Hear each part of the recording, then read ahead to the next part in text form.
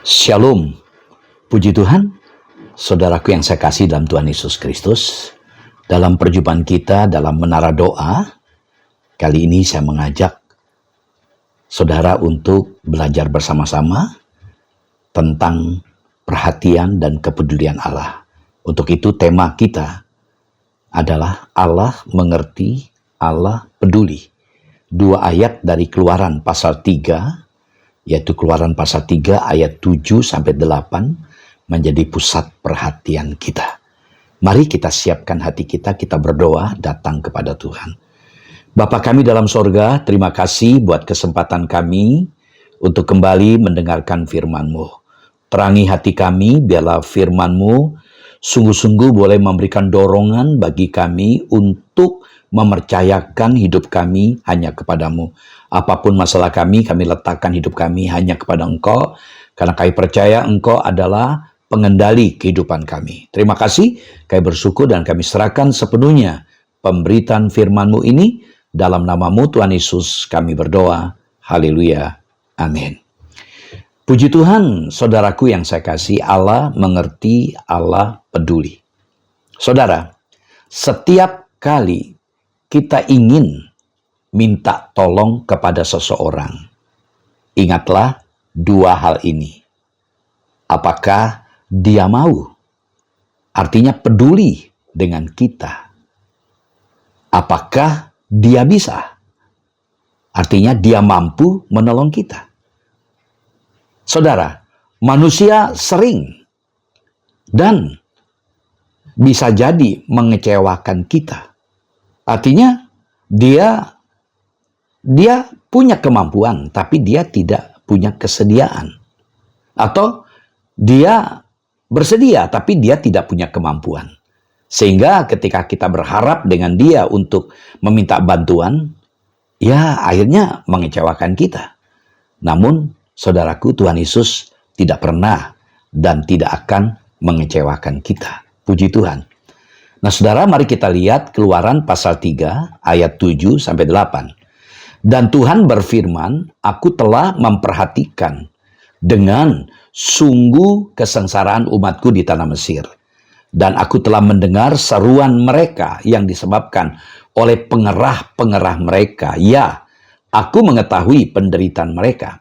Sebab itu aku telah turun untuk melepaskan mereka dari tangan orang Mesir dan menuntun mereka keluar dari negeri itu ke suatu negeri yang baik dan luas, suatu negeri yang berlimpah-limpah susu dan madunya, ke tempat orang Kanaan, orang Het, orang Amori, orang Feris, orang Hewi, dan orang Yebus. Amin. Kita lihat dari ayat ini. Saya tandain dengan tandain yang menarik dalam ayat ini. Pertama, aku telah memperhatikan. Yang kedua, aku telah mendengar. Yang ketiga, aku mengetahui penderitaan. Yang keempat, aku telah turun untuk melepaskan mereka. Nah, saudaraku yang saya kasih dalam Tuhan Yesus Kristus, kita lihat dari pernyataan tadi dalam Keluaran 3 ayat 7 dikatakan, aku mengetahui penderitaan mereka. Di sini kita bisa memahami, kita mengenal siapa Allah kita. Allah kita yang maha tahu. Kenapa dia maha tahu? Karena dia maha hadir. Dia selalu ada, selalu hadir di tengah-tengah kehidupan kita. Karena dia selalu hadir, maka dia pasti tahu apa yang menjadi masalah kita. Nah, 2 bukti kemahatauan Tuhan dalam konteks ayat yang kita baca ini. Pertama, Tuhan mendengarkan doa kita. Keluaran pasal 3 ayat 7 dikatakan tadi, aku telah mendengar seruan mereka yang disebabkan oleh pengerah-pengerah mereka. Jadi Tuhan mendengarkan setiap seruan hati mereka. Nah, coba kita melihat sejenak sejarah perjalanan umat Israel. Saudaraku yang saya kasihi, kita tahu berawal tentu dari Abraham, nenek moyang mereka. Allah menjadikan anak perjanjian yang bernama Ishak, ya kan? Lalu pada waktunya Tuhan berikan anak kepada Abraham yang bernama Ishak itu tadi, ya. Lalu kemudian Ishak ya punya anak Yakub dan Esau.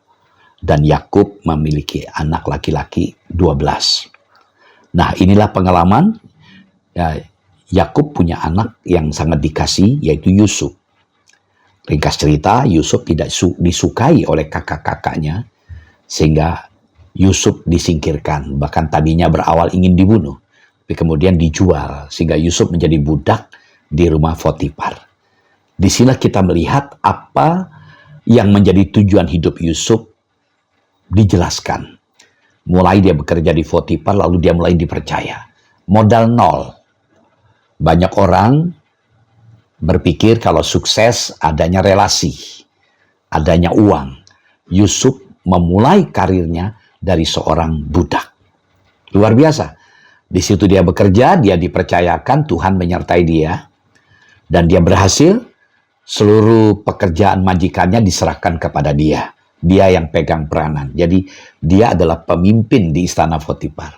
Namun godaan itu diizinkan terjadi. Dari sisi Allah itu diizinkan. Di sisi Yusuf tentu sesuatu yang tidak mengenakan, di mana istri Potifar ingin mengajak dia untuk berkencan, melakukan hubungan seksual. Yusuf menghindar, berkali-kali dicoba, ya, tapi Yusuf tidak mau lari, sehingga Yusuf difitnah, lalu dia dipenjara. Wow, dari budak level hidupnya naik, sekarang menjadi narapidana. Justru di penjara itulah dia bertemu dengan juru minum dan juru roti.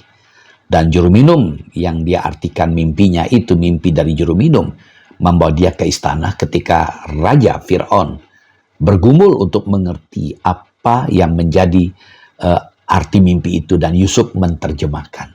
Dari situlah Yusuf dipercayakan menjadi orang kedua. Bayangkan kalau saya menghitung usianya, diperkirakan 30 tahun. Karena Alkitab katakan, ya 30 tahun dia dipercayakan, ya dinobatkan menjadi orang kedua Perdana Menteri. Jadi kurang lebih 13 tahun dia harus menghadapi penderitaan yang amat sangat. Ya luar biasa. Nah, dari Yusuf ini kita melihat kemudian kepemimpinannya luar biasa, di mana akan datang masa subur 7 tahun, lalu masa paceklik juga masa paceklik 7 tahun ya. Jadi masa subur 7 tahun, lalu gandum dikumpulkan semuanya, sehingga pada masa paceklik itu masyarakat dapat dipelihara. Nah, kebetulan keluarga Yakub, ayahnya dengan kakak-kakaknya ini mengalami krisis kelaparan, mengadu nasib, mendengar kabar di Mesir itu kelimpahan. Mereka datanglah, disitulah perjumpaan, ringkas cerita perjumpaan Yusuf dengan saudaranya. Nah, sungguh sangat mengembirakan namun menyedihkan, karena tangisan yang luar biasa yang terjadi, di mana terjadi rekonsiliasi. Nah, lalu berjalan kemudian Fir'aun meninggal dunia, ya, terus berganti-ganti jasa peran Yusuf mulai dilupakan. Sehingga orang-orang Israel bertumbuh secara pesat di mata pemimpin Mesir, bahwa orang Israel ini membahayakan. Ya, karena berkembang dengan begitu pesat, membahayakan, sehingga setiap anak laki-laki yang lahir dibunuh. Ya, dibunuh yang umur 2 tahun ke bawah. Itu sebuah pergumulan, dan di situ muncullah Musa yang akan kita pelajari ke depan dengan sekolah padang gurun. Muncullah Musa sang pemimpin. Nah, saudara, berapa lama Israel harus menunggu apa yang Tuhan katakan kepada Abraham, kepada Ishak, dan kepada Yakub? Kurang lebih 400 tahun. Nah, kita lihat misalnya ayat-ayat referensi ini, Kisah Rasul pasal 7 ayat 6. Beginilah firman Allah, yaitu bahwa keturunannya akan menjadi pendatang di negeri asing, dan bahwa mereka akan diperbudak dan dianiaya 400 tahun lamanya. 400 tahun mereka diperbudak. Dalam Galatia 3 ayat 17, maksudku ialah janji yang sebelumnya telah disahkan Allah tidak dapat dibatalkan oleh hukum Taurat yang baru terbit 430 tahun kemudian, hingga janji itu hilang kekuatannya. Keluaran 12:40, lamanya orang Israel diam di Mesir adalah 430 tahun. Puji Tuhan. Jadi kita bisa bayangkan 400 tahun yang mereka berseru dari generasi meninggal ganti, ya berseru. Ya, ini sebuah fakta. Mungkin hari ini kita merasakan, kok masalahku sampai hari ini belum terjawab. Problemku sampai hari ini belum terjawab. Sudah berdoa dan berdoa. Kenapa Tuhan tidak mendengar? Katanya Tuhan itu Maha Tahu. Tapi kenapa Dia tidak mendengar? Kita belajar dari kasus bangsa Israel. Tuhan mendengar. Kalau sampai Tuhan terkesan menunda, bukan berarti Dia tidak mendengar. Bukan berarti Dia tidak peduli, Dia tidak mengerti. Dia tahu. Dia tahu bagaimana menderitanya bangsanya, umatnya. Nah, saudara, ini kita belajar hari ini. Artinya, sesulit apapun masalah kita yang kita hadapi, Tuhan tahu bagaimana pergumulan kita. Ya, karena itu tetaplah berdoa. Karena Dia mendengar. Dia mendengar setiap jeritan hati kita. Dia mendengar doa-doa kita. Ada banyak ayat-ayat ya. Karena ini cuma perenungan. Ya, kita belajar hari ini, Tuhan selalu mendengar. Yang kedua, buktinya Dia Maha Tahu. Pertama tadi, Tuhan mendengar seruan kita. Yang kedua, Tuhan memperhatikan masalah kita. Dalam Keluaran pasal 3 ayat 7, aku telah memperhatikan dengan kesungguhan kesengsaraan umatku di tanah Mesir. Aku telah memperhatikan. Keluaran 3 ayat 8, sebab itu aku telah turun untuk melepaskan mereka dari tangan orang Mesir dan menuntun mereka keluar. Perhatikan, untuk melepaskan mereka. Ini wujud nyata perhatian Tuhan. Jadi Tuhan mulai bertindak.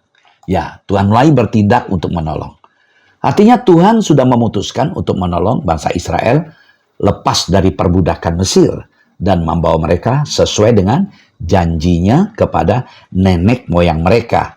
Yaitu apa? Tanah perjanjian yang permeh. Saudara bisa melihat dalam Keluaran 15 ayat 18 sampai 21 atau Keluaran 12, Keluaran 14 dan 15 ya. Jadi kita melihat pertolongan Tuhan tidak pernah terlambat. Ya menurut kita itu terlambat. Ya, karena itu mari kita belajar. Ya, kalau belum kita ditolong, bukan berarti Tuhan tidak mau menolong kita. Ratapan 3:26 adalah baik menanti dengan diam pertolongan Tuhan. Menanti dengan diam. Dalam Yesaya 40 ayat 31 dikatakan apa? Orang yang menanti-nantikan Tuhan mendapatkan kekuatan baru. Menanti. Menanti dari kata kafah, mengikat diri dengan Tuhan. Jadi kalau kita mengikat diri dengan Tuhan, maka kita akan kuat. Ini contoh. Ini paku. Ini paku. Paku ini kecil. Tapi ketika saya pakukan di tembok, pukulkan di tembok ya. Paku ini yang kecil, yang ringan ini, ketika menyatu dengan tembok yang kuat, maka mampu dibebani oleh benda yang lebih besar dan lebih berat. Demikian juga ketika kita dengan Tuhan. Karena itu adalah baik kita menanti ya dengan diam untuk menunggu pertolongan Tuhan. Nah, buktinya apa? Kita melihat sekarang. Keluaran 2 ayat 23 sampai 25. Lama sesudah itu matilah Raja Mesir, tapi orang Israel masih mengeluh karena perbudakan. Dan mereka berseru-seru sehingga teriak mereka minta tolong. Karena perbudakan itu sampai kepada Allah. Allah mendengar mereka mengerang. Lalu ia mengingat kepada perjanjiannya dengan Abraham, Ishak dan Yakub. Maka Allah melihat orang Israel itu dan Allah memperhatikan mereka. Perhatikan, Allah mengingat. Nah, saudara, dalam bahasa Ibrani kata mengingat dalam Keluaran 2:24 dari kata zakar itu bukan berarti hanya secara pemikiran atau secara kognitif pengetahuan kita. Yaitu bahwa tadinya Tuhan itu lupa, namun sekarang Dia ingat. Tapi di sini mencakup tindakan juga. Jadi kata ingat di sini ya itu mencakup tindakannya. Ia mengingat kepada perjanjiannya yang seakan-akan telah dilupakannya, tetapi yang sebenarnya senantiasa ada di dalam pikirannya. Artinya mata Tuhan terus terarah kepada perjanjiannya untuk menolong mereka tanpa memperhitungkan jasa dan perbuatan baik mereka baginya. Itulah hati Tuhan. Ya, mata Tuhan tetap fokus pada apa yang Dia janjikan. Jadi janji Tuhan selalu ya di atas ya. Ini prinsip. Jadi ini berarti sudah tiba waktunya bagi Allah untuk bertindak seturut dengan perjanjiannya kepada Abraham, Ishak dan Yakub. Artinya Allah kita memang adalah Allah yang sangat peduli dengan kesengsaraan umatnya, terutama mereka yang ditindas. dia perhatian. Tuhan tidak pernah tinggal diam ketika kesulitan dan pencobaan itu datang menimpa umatnya. Ketika menimpa anak-anaknya, Tuhan tidak pernah tinggal diam. Dalam situasi di mana kita merasakan bahwa Tuhan itu seakan-akan tidak hadir, sesungguhnya Tuhan melihat dan memperhatikan apa yang sedang saudara alami sekarang ini. Sebagai contoh tadi, bangsa Israel berada di tengah-tengah dalam kondisi penindasan di tanah Mesir. Orang-orang Mesir sengaja membuat bangsa Israel menderita sebagai budak karena jumlah mereka semakin banyak. Tapi Tuhan tidak bisa diam. Perhatikan Keluaran 2 ayat 25. Keluaran 2 ayat 25. Maka Allah melihat orang Israel itu dan Allah memperhatikan mereka. Perhatikan, kata memperhatikan di sini dalam bahasa aslinya memiliki makna, memiliki arti yang lebih dalam, yaitu mengetahui secara jelas, turut merasakan apa yang sementara dialami. Artinya Tuhan yang Maha Tahu dan turut merasakan apa yang mereka rasakan. Pada akhirnya turun tangan dan membebaskan mereka dari penderitaan mereka di tanah Mesir. Saudara, hal ini menjadi pelajaran bagi kita. Orang-orang yang percaya, orang-orang yang beriman hari ini, bahwa Tuhan tidak sedetik pun melupakan saat kita sedang berada dalam pergumulan, saat kita sedang berada dalam penderitaan yang begitu berat dalam dunia ini. Tuhan mengetahui dengan jelas dan turut merasakan apa yang kita rasakan. Ya, saudara, hal yang bisa kita lakukan adalah senantiasa berharap dan menyerahkan hidup kita itu kepada Tuhan. Apapun pergumulan atau penderitaan yang sedang kita alami saat ini, ketahuilah bahwa Tuhan ada bersama-sama dengan kita. Tuhan tengah memperhatikan dan akan segera menolong kita, saudara. Puji Tuhan. Jadi, kita harus mengerti bahwa Allah sangat-sangat peduli dengan pergumulan hidup kita. Tuhan sangat memperhatikan segala penderitaan kita. Karena itu, saudaraku, janganlah berhenti untuk berseru kepada Allah, untuk berdoa kepada Allah, untuk minta pertolongan kepada Allah. Karena Allah pasti memberikan pertolongan kepada kita.